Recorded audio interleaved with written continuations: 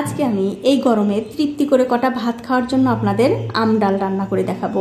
আশা করি এই আম ডাল রান্না করা দেখার পর আপনাদের ভালো লাগবে। তো আম ডাল রান্না করার জন্য দেখতে পাচ্ছেন এখানে আমি একটা আম নিয়েছি আর তার সাথে নিয়েছি মসুরের ডাল। এখন আমাদের যা করতে হবে, এই আমটা খোসা ছাড়িয়ে কেটে নিতে হবে। দেখুন আমটা কিন্তু আমি কেটে নিয়েছি। এখন আমাদের যা করতে হবে, এই ডালটা সেদ্ধ করে নিতে হবে। তার জন্য আমি ডালগুলো ধুয়ে গরম জলের মধ্যে দিয়ে দিলাম। এবারে ডালের মধ্যে থেকে ডালের এই যে সাদা সাদা ফেনাগুলো তুলে ফেলে দিয়ে ডালটা খুব ভালো করে পরিষ্কার করে দিয়ে এই ডালটা খুব ভালো করে সেদ্ধ করে নিতে হবে। তবে ডাল সেদ্ধ করার সময় অবশ্যই স্বাদ মতো নুন দিতে ভুলবেন না। দেখুন একটা ঢাকা দিয়ে এই ডাল কিন্তু আমি খুব ভালো করে সেদ্ধ করে নিয়েছি। আর দেখতেই পাচ্ছেন সেদ্ধ হয়ে কিন্তু এই ডালটা অনেকটা ঘন হয়ে গেছে। এত ঘন ডাল রাখা যাবে না, তার জন্য আমি এর মধ্যে দিয়ে দিচ্ছি গরম জল।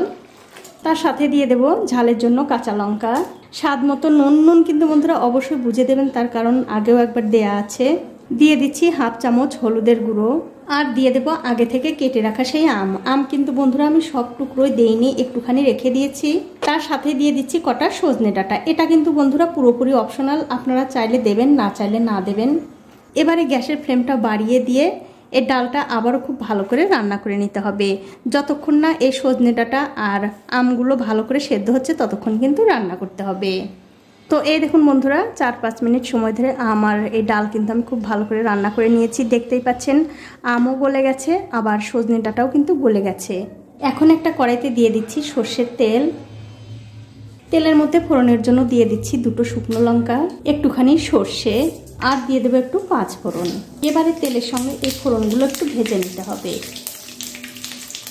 যখন দেখবেন তেলের মধ্যে এই ফোড়নগুলো ভাজা হয়ে গেছে, তখন এর মধ্যে দিয়ে দিতে হবে ডাল। এবারে গ্যাসের ফ্লেমটা বাড়িয়ে দিয়ে এই ডালটা 2 থেকে 3 মিনিট রান্না করে নিতে হবে।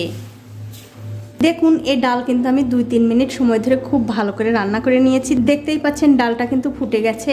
এখন গ্যাসের ফ্লেমটা বন্ধ করে দিয়ে আপনারা দুপুরে কিন্তু গরম গরম ভাতের সঙ্গে অবশ্যই খেয়ে দেখতে পারেন, খেতে কিন্তু ভীষণ ভালো হয়। খেয়ে যদি আপনাদের ভালো লেগে থাকে তাহলে অবশ্যই একটা লাইক, কমেন্ট আর শেয়ার করতে ভুলবেন না, তার কারণ আপনাদের একটা লাইক, কমেন্ট, শেয়ার আমাকে আরও উৎসাহিত করে নতুন নতুন ভিডিও বানাবার জন্য।